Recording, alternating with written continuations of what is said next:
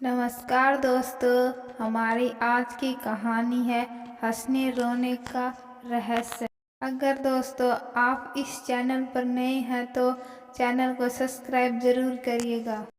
समय बीतता रहा लेकिन तेजी कभी अपना सपना नहीं भूल पाया और न ही उपहास के डर से उसने किसी को अपने हंसने रोने का रहस्य बताया। एक दिन चौपाल पर कुछ युवक राजा द्वारा की गई घोषणा की चर्चा कर रहे थे। तेजी ने सुना, राजा अपनी राजकुमारी के लिए वर खोज रहे हैं जिसके लिए स्वयंवर आयोजित होना है। स्वयंवर में भाग लेने के लिए शर्तें हैं। पहली शर्त के अनुसार 2 प्रश्नों के उत्तर देने हैं। पहला प्रश्न है, गौशाला में 3 गाय हैं, बताना है कौन सी गाय उम्र में सबसे छोटी, कौन सी उससे बड़ी और कौन सी सबसे बड़ी है। दूसरी पहली है, एक बंद खाली कमरे को कुछ सामान रखे बिना कैसे भरा जा सकता है। आगे युवक कह रहे थे तो 2 पहेलियां किसी ने सुलझा भी ली तो अंतिम शर्त तो पूरा करना असंभव ही है। कड़े पहरे के बीच राजमहल में प्रवेश करना और फिर अंतपुर से राजकुमारी के पलंग के पायों के नीचे से सोने की ईंटें निकालकर राजा के सामने लाना। भला इतनी हिम्मत कौन कर सकता है। तेजी ने ध्यान से सारी बातें सुनी और अनमना सा घर वापस आया। उदास बेटे को प्रसन्न करने के लिए हीरबाई ने तेजी की मनपसंद बाजरे की रोटी, चटनी और साग परोसा, लेकिन वह 2-4 निवाले खाकर ही उठ गया। खटिया पर लेटा वह ऊहापोह में पड़ा था। माँ से कैसे पूछूं, कहीं मना कर दिया तो। तभी हीरबाई सिरहाने बैठकर उसका सिर सहलाने लगी। अचानक तेजी को अपना सपना याद आया और वह हंसने लगा, लेकिन माँ खुश होती इससे पहले वह रोने लगा। उस दिन हीरबाई ने कारण जानने की जिद कर ली। तेजी उदास स्वर में बोला, राजा की घोषणा तू जानती है, मैं भी दरबार में जाकर अपना भाग्य आजमाना चाहता हूँ। तू मुझे जाने देगी। हीरबाई बोली, मुझे तुझ पर पूरा विश्वास है, तू जा। अगले दिन तेजी राजा के दरबार पहुंचा। राजा चिंतित थे। स्वयंवर के लिए उनकी शर्तें शायद कुछ अधिक कठिन थी। अभी तक कोई युवक सफल नहीं हो पाया। तेजी की वेशभूषा उन्हें अजीब लगी, फिर भी कुछ सोचकर उन्होंने उसे गौशाला में भेज दिया जहाँ 3 गाय थी। तेजी ने राजा से गायों को 2-3 दिनों तक अपनी देखरेख में रखने की अनुमति ली। उसने गायों को 2-3 दिनों तक भूखा रखा। तीसरे दिन मैदान में घास का ढेर रखा और उसे चारों ओर से बांस और रस्सी से घेरकर थोड़ा ऊंचा बाड़ा बना दिया। फिर वह गायों को ले आया। एक ही छलांग में घास तक पहुंचने वाली गाय उम्र में सबसे छोटी थी। कई बार उछलने की कोशिश के बाद पहुंचने वाली गाय उससे बड़ी और गिरते पड़ते किसी तरह पहुंचने वाली गाय बूढ़ी गाय थी। तेजी के उत्तर से राजा संतुष्ट हुए। दूसरी पहेली सुलझाने के लिए तेजपाल राजा से कुछ समय लेकर घर आया। उसकी समझ में नहीं आ रहा था कि बिना कुछ रखे खाली कमरे को भला कैसे भरा जा सकता है। सोचते सोचते एक सुबह अचानक उसे इसका भी हल मिल गया। वह राजा के दरबार में पहुंचा। राजा उसे बंद खाली कमरे में ले गए। तेजी ने कमरे की सारी बंद खिड़कियां और दरवाजे खोल दिए। कमरा सूर्य के प्रकाश से पूरी तरह से भर गया। राजा तेजी की बुद्धिमानी से चकित थे।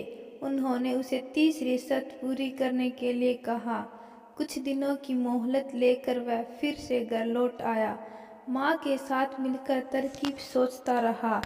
हीराबाई ने अपने बेटे लिए चिंतित हो रही थी, लेकिन तेजी ने हार नहीं मानी।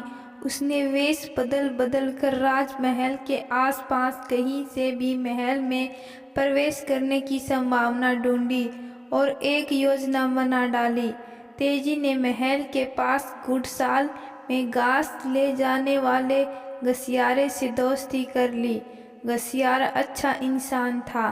तेजी ने एक दिन उसे विश्वास में लेकर सारी बातें बताई और बोला, मुझे घास के गट्टर में महल के पास पहुंचा दो। उसकी बात मानकर घसियारे ने उसे महल के परिसर तक पहुंचा दिया।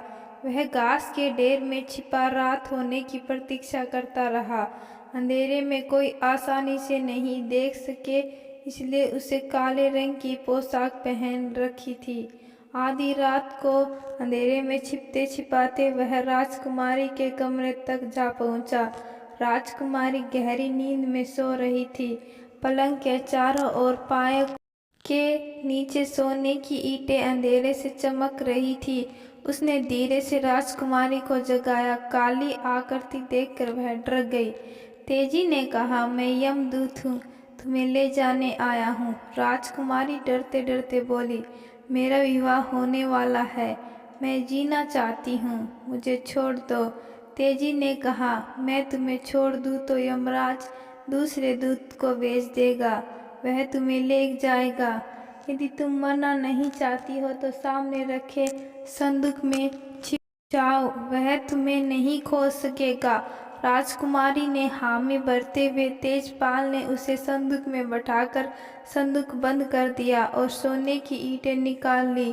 संदूक में बैठी राजकुमारी की नींद अब पूरी तरह से खुल चुकी थी।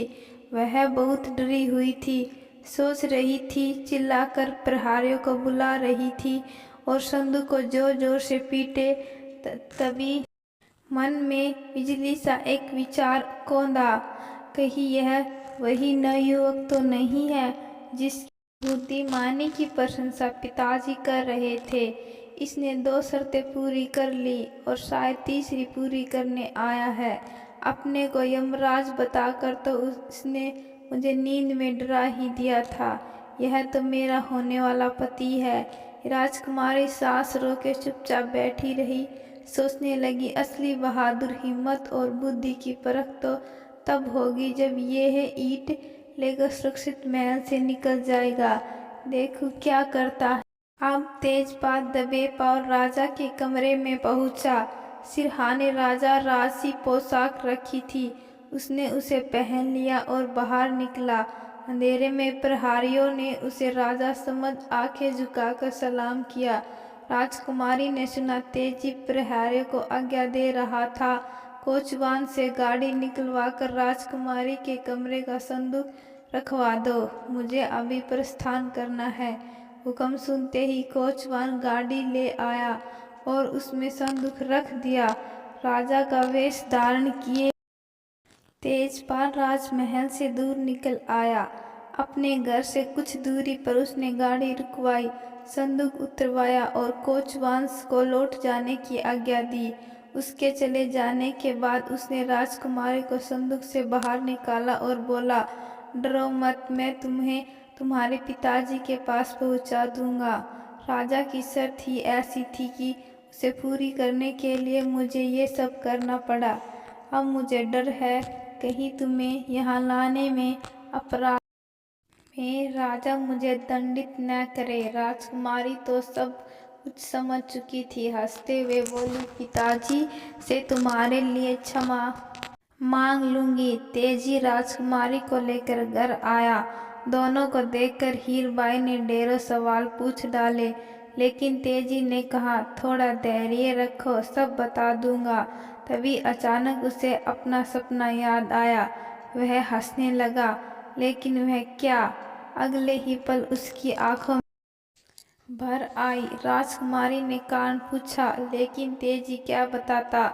उधर सुबह होते ही राजमहल में राजकुमारी को नहीं देख कोहराम मच गया। सभी परेशान थे। अचानक राजा की नज़र पलंग के पायों पर पड़ी और वे सब कुछ समझ गए। उन्होंने प्रहरियों को तेजी के घर भेजा। प्रहरी दोनों को लेकर राजा के सामने आए। तेजपाल ने हाथ जोड़कर क्षमा मांगते हुए सोने की 4 ईंट राजा के सामने रख दी। राजा ने उसी समय निश्चय कर लिया कि तेजी ही उसकी राजकुमारी के लिए योग्य वर है। निर्धनता कोई दुर्गुण नहीं। तेजी ने अपनी हिम्मत, बहादुरी, बुद्धि और शराफत से सबम को असाधारण सिद्ध कर दिया था। राजा ने बड़ी धूमधाम से राजकुमारी का विवाह तेजपाल के साथ कर अब तेजी अपने हंसने रोने का रहस्य सबको बता सकता था।